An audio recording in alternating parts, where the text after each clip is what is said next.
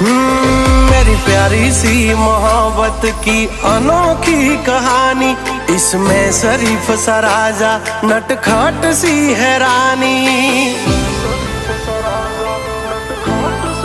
हाँ मारा लाडना लडावेला हवे जट मोटा थावो, कुंवर माथी अमने हवे कुमार बनावो।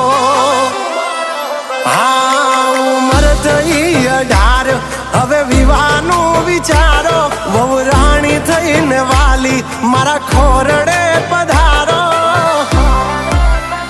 हो आ पागलनी बनो हवे पगली मन जीवती